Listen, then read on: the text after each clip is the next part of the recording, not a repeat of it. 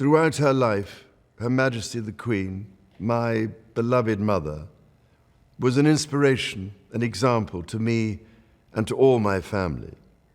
And we owe her the most heartfelt debt any family could owe to their mother, for her love, affection, guidance, understanding, and example.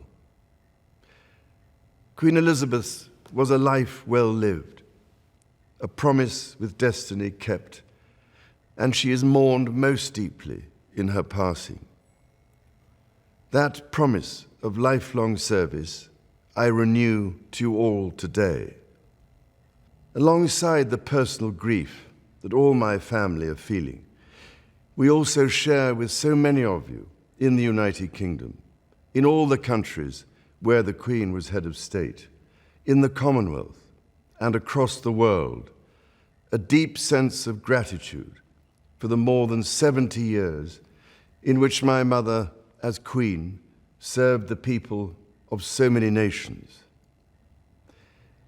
In 1947, on her 21st birthday, she pledged in a broadcast from Cape Town to the Commonwealth to devote her life, whether it be short or long, to the service of her peoples.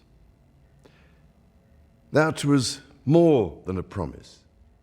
It was a profound personal commitment which defined her whole life.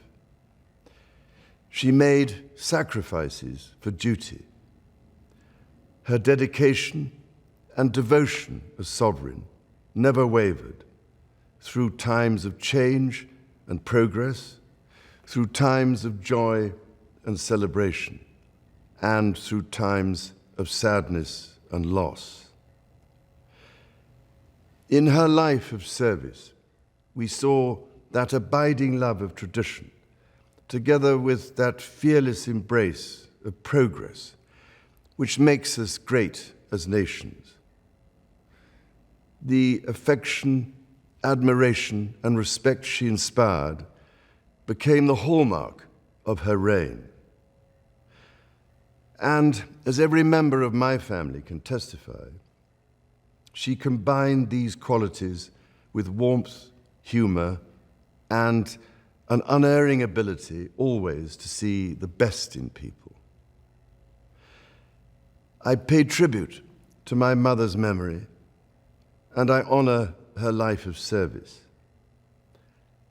I know that her death brings great sadness to so many of you, and I share that sense of loss beyond measure with you all. When the Queen came to the throne, Britain and the world were still coping with the privations and aftermath of the Second World War, and still living by the conventions of earlier times. In the course of the last 70 years, we have seen our society become one of many cultures and many faiths. The institutions of the state have changed in turn. But through all changes and challenges, our nation and the wider family of realms, of whose talents, traditions, and achievements I am so inexpressibly proud, have prospered and flourished. Our values have remained, and must remain, constant. The role and the duties of monarchy also remain, as does the sovereign's particular relationship and responsibility towards the Church of England, the church in which my own faith is so deeply rooted. In that faith and the values it inspires, I have been brought up to cherish a sense of duty to others and to hold in the greatest respect the precious traditions, freedoms, and responsibilities of our unique history and our system of parliamentary government. As the Queen herself did with such unswerving devotion, I too now solemnly pledge myself, throughout the remaining time God grants me, to uphold the constitutional principles at the heart of our nation. And wherever you may live in the United Kingdom, or in the realms and territories across the world, and whatever may be your background or beliefs, I shall endeavor to serve you with loyalty, respect, and love, as I have throughout my life.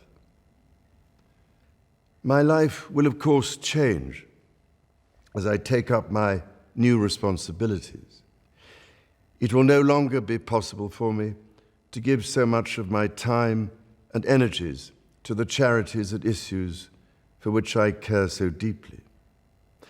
But I know this important work will go on in the trusted hands of others.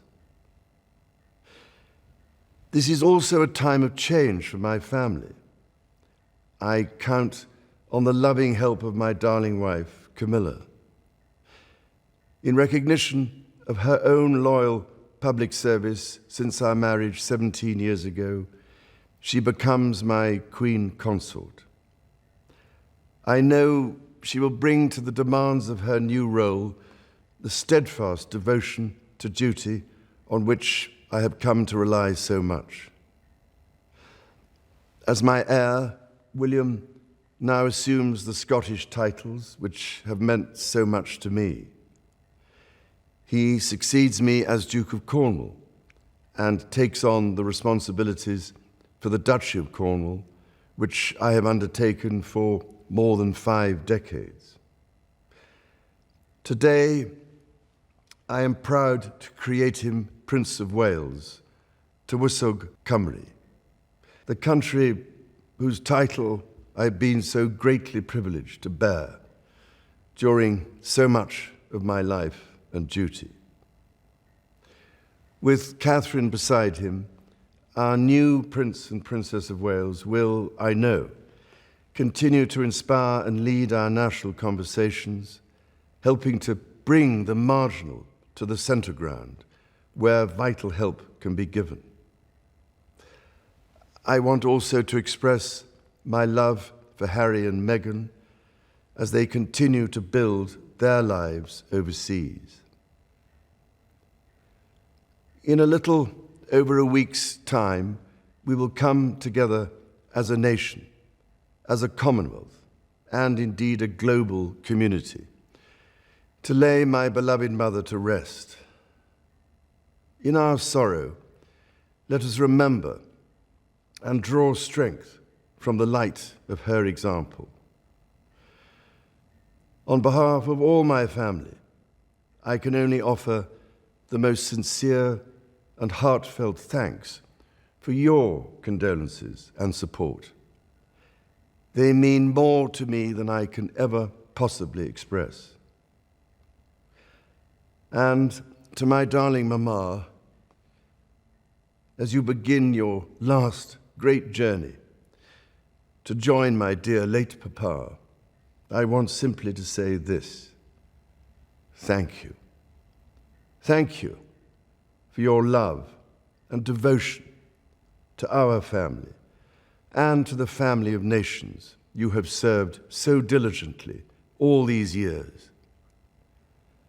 May flights of angels sing thee to thy rest.